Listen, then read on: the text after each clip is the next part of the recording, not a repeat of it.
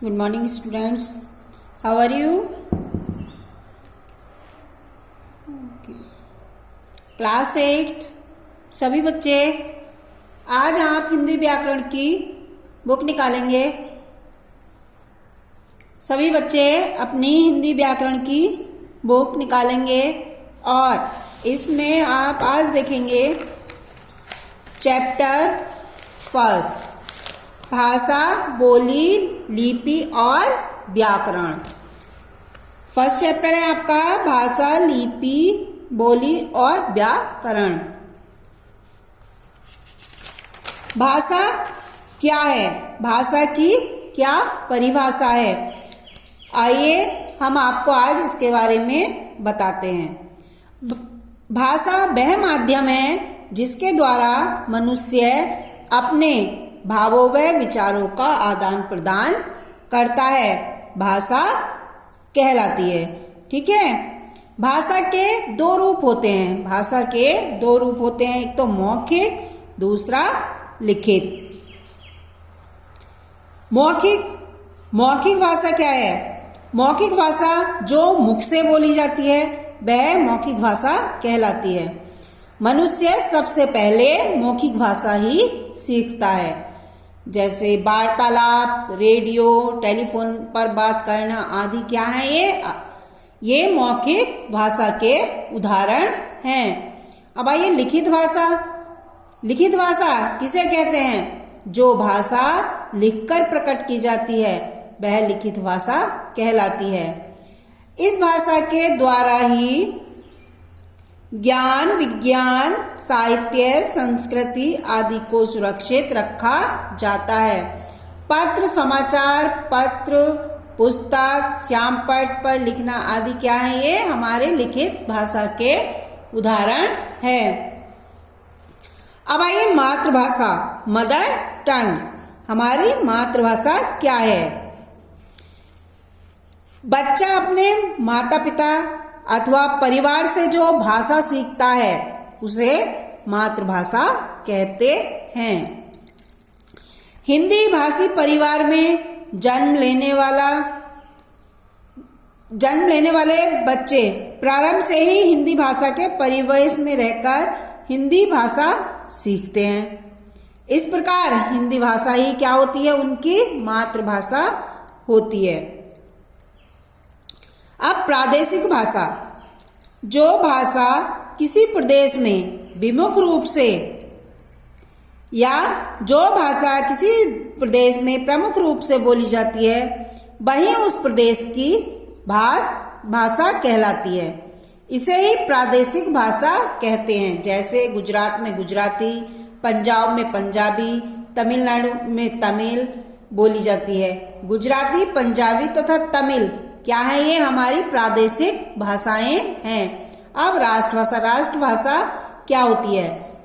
राष्ट्रभाषा वह होती है जब कोई बच्चा किसी राष्ट्र के अधिकांश भूभाग पर बोली व समझी जाती है तो वह राष्ट्रभाषा का स्थान ले लेती है।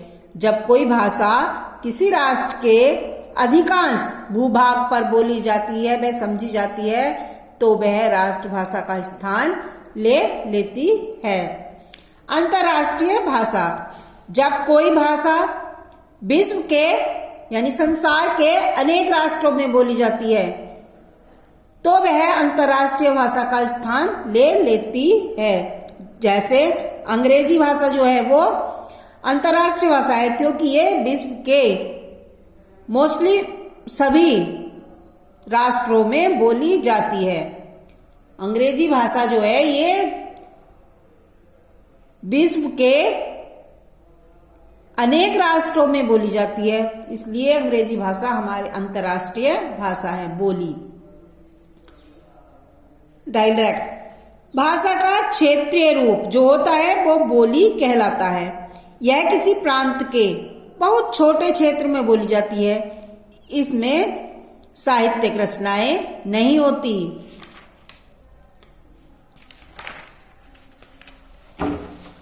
उपभाषा क्या होती है? बोली का विकसित रूप जिसमें साहित्यिक रचनाएं की जा सकती है उसे उपभाषा कहते हैं। ब्रजभाषा, खड़ी बोली आदि तथा मैथिली बोलियां हैं अवधि, परंतु इनका उपयोग साहित्यिक रचना के लिए किया जाता है, इसीलिए ये उपभाषा बन गई हैं। उपभाषा में लघु कथा, कहानी, कविता व साहित्यिक रचनाएं लिखी जाती हैं। अब आता है लिपि। लिपि किसे कहते हैं? लिपि किसे कहते हैं? लिपि देखिए,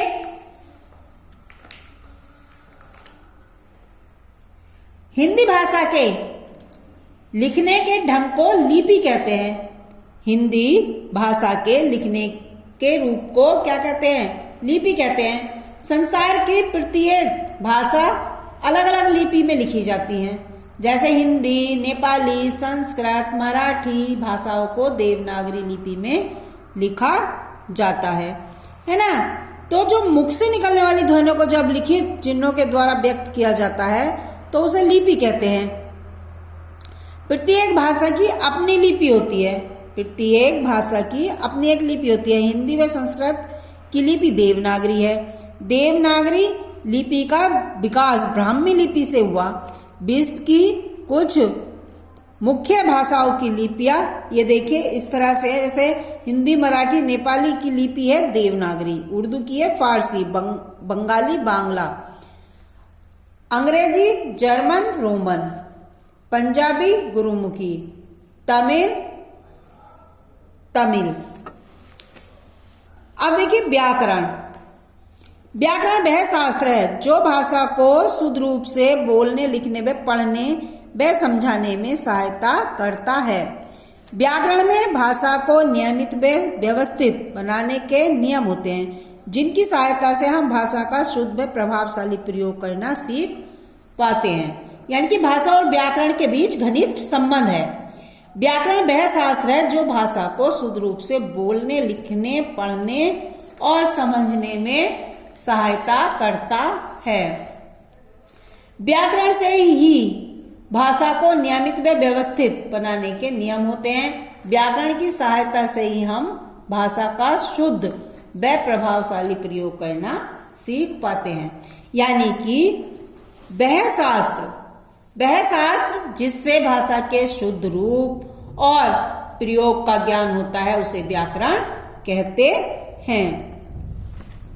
ठीक है, जैसे उदाहरण ये देखिए, राम पाठ कर रहा याद अपना है, तो यह शुद्ध है। इसका शुद्ध रूप होगा राम अपना पाठ याद कर रहा है।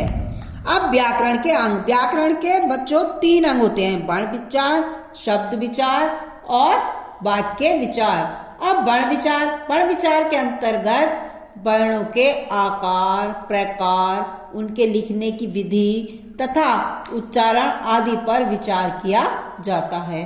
ठीक है, और शब्द विचार में इसके अंतर्गत शब्दों के रूप, भेद, महत्व और उनकी उत्पत्ति, व्युत्पत्ति तथा बनावट आदि पर विचार किया जाता है। थर्ड है आपका वाक्य विचार। इसके अंतर्गत वाक्यों की रचना, उनके भेद, उपभेद और उनके पारस्परिक संबंध, रूपांतरण, उनकी शुद्धता, अशुद्धता व विराम चिन्हों आदि पर विचार किया जाता है।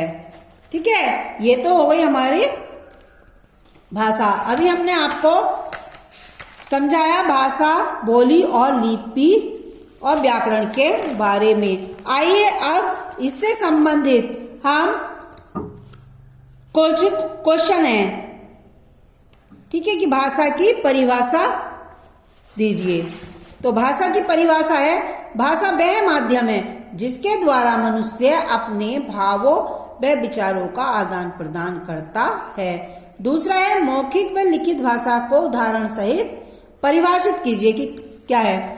मौखिक भाषा, जो भाषा मुख से बोली जाती है वह मौखिक भाषा कहलाती है। मनुष्य सबसे पहले मौखिक भाषा ही सीखता है।